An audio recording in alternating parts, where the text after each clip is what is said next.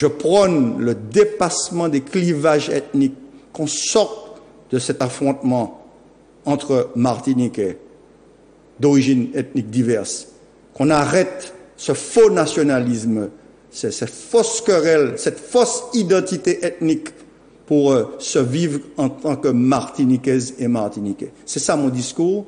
Je ne vais pas abdiquer, mais je salue l'action de ce chef d'entreprise qui a montré qu'il est capable de solidarité et de faire en sorte que nous agissions dans l'unité nationale martiniquaise. Et c'est ce que je vais prôner dans les semaines à venir, Mano, puisque demain, vendredi, il y aura une conférence de presse où avec le collègue Yann Monplaisir, premier vice-président de l'Assemblée, nous allons annoncer la candidature de Yann Monplaisir et sur la liste qu'il conduira, il y aura votre serviteur. On ne peut pas dévoiler la liste, puisque on va laisser ça pour demain. Mais on peut imaginer que Karine Mousseau, Sylvia Saïs-Sotan seront aussi de cette liste. Le rendez-vous sera pris, Mano, j'invite aussi Zouk TV, comme ça a déjà été fait, comme les autres organes de presse, à venir à cette conférence de presse où nous allons donner un certain nombre d'indications sur la liste, mais surtout sur le projet et les personnes qui vont incarner ce projet. Une liste du dépassement du clivage, des clivages ici, partisans, ethniques, religieux, au service des intérêts, de l'intérêt général de la Martinique et des Martiniquais. Alors, vous pouvez peut-être nous dire le nom qui va être donné à la liste. Il me semble que Mme Mousseau nous l'a dit lundi, mais je sais qu'il y a chance dedans. Mi-chance Martinique. Mi-chance Martinique, d'accord. Voilà, j'espère que les Martiniquais vont retenir le nom de cette liste et surtout les idées qui seront avancées, parce que l'idée, c'est de mettre en avant l'investissement pour garantir le bien-être des générations futures. Ce dépassement des clivages doit nous permettre de faire face à cette triple crise, crise sanitaire, crise sociale, crise économique, mais crise culturelle, identitaire.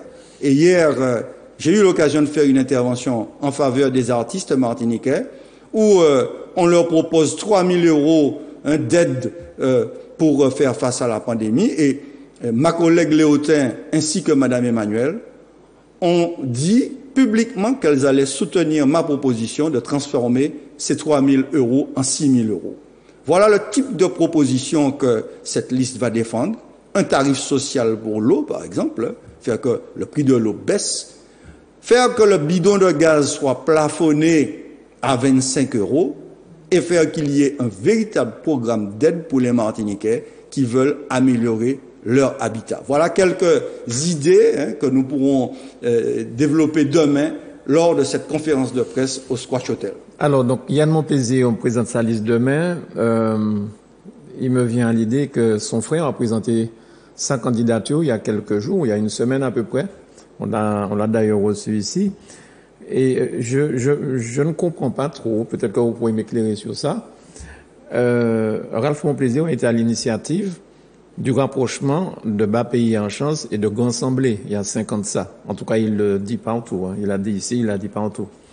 Donc, si c'est vrai, j'ai cru aussi qu'il porte une grande admiration pour le président Marie-Jeanne. Et j'ai même cru, puisqu'il devait faire partie de sur la liste de la prochaine mandature éventuellement. Et voilà qu'il arrive et qu'il présente sa candidature. Alors, la question que je vous pose, est-ce que c'est une liste qui ira jusqu'au bout? Ou est-ce que c'est une liste pour vous couper l'herbe sur les pieds et ça va diviser un petit peu la droite, que Yann Monplaisir soit affaibli et que par la suite, son frère, Ralph Monplaisir, rejoigne M. Marie-Jeanne? La liste, je pense qu'elle va attirer d'abord les regards. C'est la liste du dépassement. Yann Monplaisir a fait un pas vers moi, qui suis autonomiste de gauche.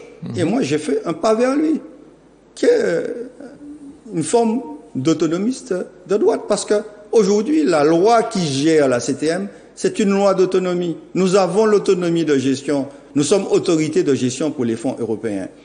Il ne faudrait pas que cette liste se transforme en querelle de personnes. Notre volonté, c'est de bien faire qu'il y ait un débat autour d'une vision et d'un projet.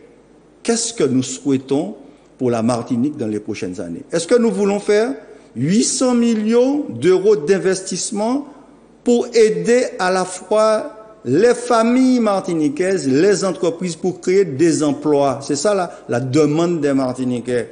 Est-ce que nous pouvons porter le budget de cette collectivité à 2 milliards d'euros en faisant appel à tous les fonds qui sont disponibles, européens, étatiques et autres? C'est ça le vrai débat. Aujourd'hui, il y aura, je dirais, je ne le dis pas de manière péjorative, mais quelques seconds couteaux qui vont essayer de venir troubler le jeu.